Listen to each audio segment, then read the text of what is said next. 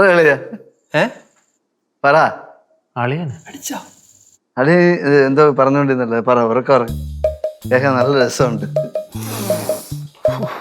ശ്രീകുട്ട എന്ത്? ഒന്നുമില്ല. എന്ത് ഒന്നുമില്ല ചേച്ചി.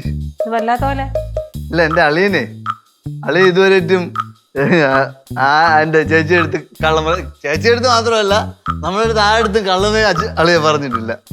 ഒരു വാക്ക് പോലും പറഞ്ഞിട്ടില്ല. ചേച്ചിയുടെ കയ്യിൽ നിന്ന് 5 പൈസ എടുത്തിട്ടില്ല. എന്റെ ഈ അളിയെ 5 പൈസ എടുത്തിട്ടില്ല. പൈസ ഇത് ചേച്ചിയുടെ, എന്റെ ചേച്ചിയുടെ ചെലവിലല്ല.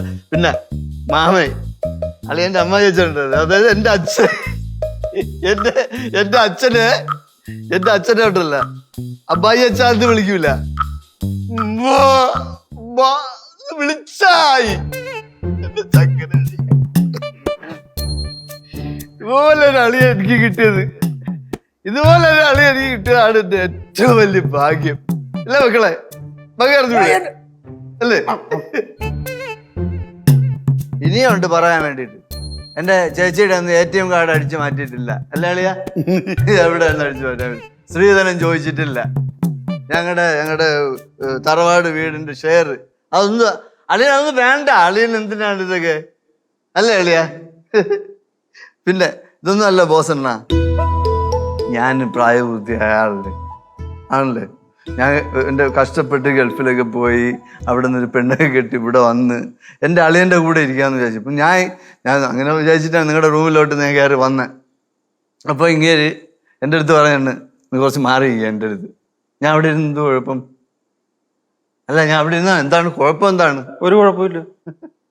എൻ്റെ ചേച്ചിയുടെ മാല, എൻ്റെ പൊന്നുമക്കളെ, ഇതിൻ്റെ ഇവളെ മാല പണയം വെച്ചു ഞാനാണ് എടുത്തു കൊടുത്തത്. എൻ്റെ കയ്യിലെ പൈസ കൊടുത്ത് ചേച്ചിയുടെ കയ്യിൽ എടുപ്പിച്ചിട്ടുണ്ട്. നിങ്ങൾക്ക് അറിയാവേ? നിങ്ങൾ അറിഞ്ഞിട്ടുണ്ടാവല്ലോ. നിങ്ങളല്ലാതെ ഇവിടെ ആരെങ്കിലും ഇങ്ങനെ കയറ്റുമോ? ഇങ്ങനെ കയറ്റി സൽക്കരിക്കുമോ? ഇതുപോലൊരു വീട് പണിഞ്ഞു വെച്ചിട്ട് കാറ്റ് നടക്കുമോ ഈ വീട്ടിൻ്റെ അകത്ത്? ഉണ്ടാ?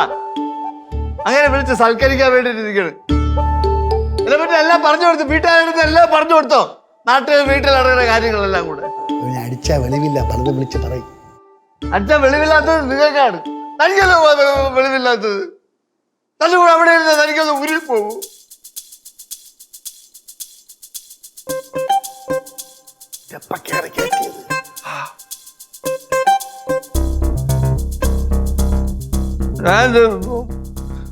മാത്രം വീട്ടിൽ വന്ന് അളിയാന്ന് വിളിച്ച് എന്റെ പറയുകയാണ്. ഇവിടെ വന്നപ്പോഴത്തേക്കുണ്ട് ചുമ്മാ നമ്മള് വേറെ ആരുണ്ട്,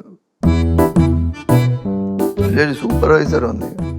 മണലൂറ്റിരിക്കലല്ലോ അതിന്റെ പണി. ഒരു മിക്സിങ് നന്നായി അറിയാമോ? ഒരു റേഡിയോ ഇട്ട് ഇങ്ങനെ ഇട്ട് കുണാന്നായിക്കൊണ്ടിരിക്കും. തിരിക്കും. അപ്പൊ അപ്പുറത്ത് നിന്ന് പുക വരും. അപ്പൊ ഞങ്ങളെല്ലാരും കൂടെ ഇറങ്ങി ഓടയാണ് വീട്ടിന്റെ വെളിയിൽ. വീട്ടിലൊന്നും ഇരിക്കാൻ സമ്മതിക്കില്ല. കയറി അയൺ ബോക്സിങ് നന്നാക്കാൻ വേണ്ടി അറിയണം.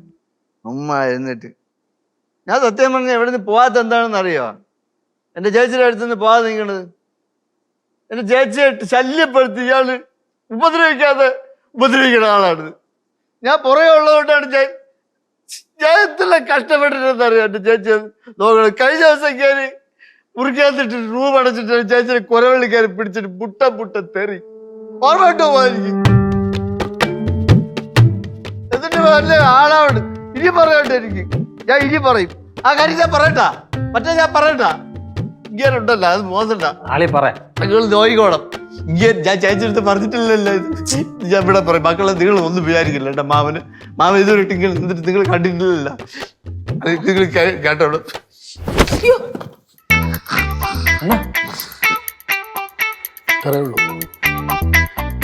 എന്താണ് കാര്യം? പറയാന്ന് പറഞ്ഞ കാര്യം അത് പറഞ്ഞ ഞാൻ തോന്നിച്ചാണ്ട് വരും.